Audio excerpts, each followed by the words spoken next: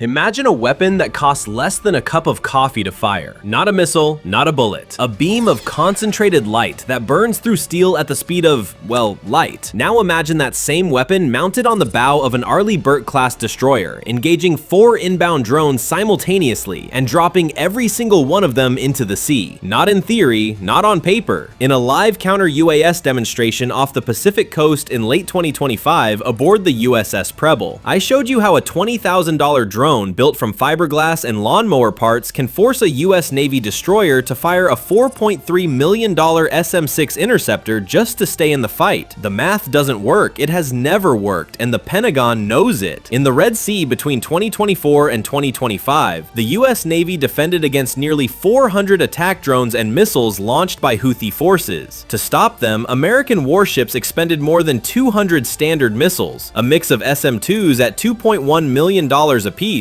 and SM-3s ranging from $10 to $30 million per round. Add in the 100 SM-2s, 142 SM-3s, and 168 SM-6s used to defend Israel in 2024, and the Pentagon burned through billions of dollars in interceptor munitions against targets that cost between $2,000 and $50,000 each. This isn't a procurement problem, it's an arithmetic problem, and it's one the United States cannot win with missiles alone. The Navy's answer is directed energy, specifically the high-energy laser with integrated optical dazzler and surveillance, HELIOS, a 60 kilowatt class solid-state laser developed by Lockheed Martin, integrated directly into the Aegis combat system aboard the USS Preble since 2022. In a demonstration last fall, HELIOS successfully neutralized 4 drone threats in a multi-target engagement at sea, the first time a shipboard laser weapon system demonstrated a multi-kill capability against unmanned aerial systems. And the cost per shot? Between $1 and $10. Predominantly the diesel fuel required to generate the electricity. $1 to $10 versus $2.1 million for an SM-2. $1 to $10 versus $4.3 million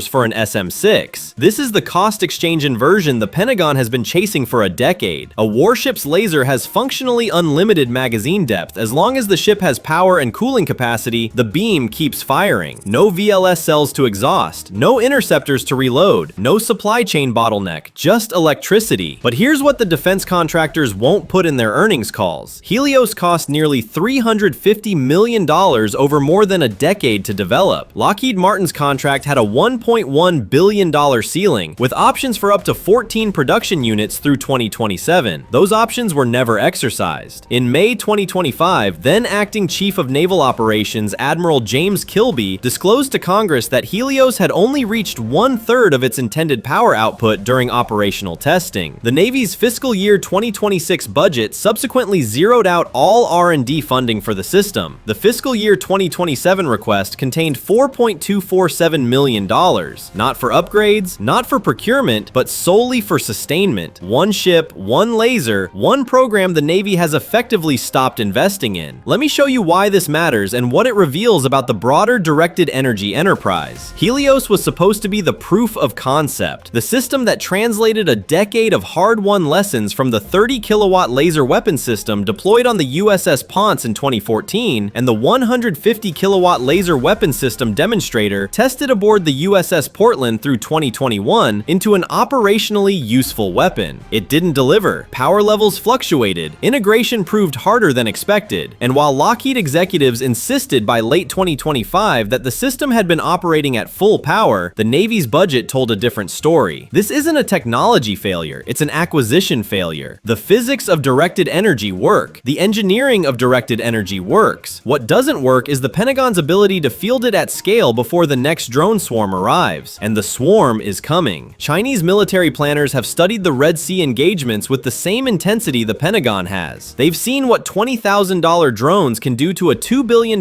destroyer's magazine, and they're building accordingly. The Navy's pivot, and it is a pivot, not a continuation, is toward containerization. In October 2025, the Navy conducted a live fire test of the Army's palletized LOCUST laser weapon system from the flight deck of the USS George H.W. Bush. LOCUST, a 30 kilowatt system built by AeroVironment, detected, tracked, Chief of Naval Operations Admiral CNO Caudle has been blunt about the direction. From towed array sensors to drone swarms to electronic attack systems to high-powered lasers, I want to containerize everything. His containerized capability campaign, C-Cubed, aims to decouple payloads from platforms and deliver combat power, in his words, at the speed of relevance, not the speed of platform-centric acquisition. The logic is sound. Containerization lets the Navy work around the power and integration constraints that have bedeviled efforts to permanently bolt lasers onto existing warships. It's faster, it's cheaper, and it can be deployed where the threat is, not where the integrated platform happens to be. The follow-on to HELIOS is the Joint Laser Weapon System, JLWS, a containerized system designed from the outset with power levels targeting 150 kilowatts and potentially exceeding 300 kilowatts. It's envisioned as a cornerstone of the Golden Dome missile defense architecture. The Navy requested $94.825 million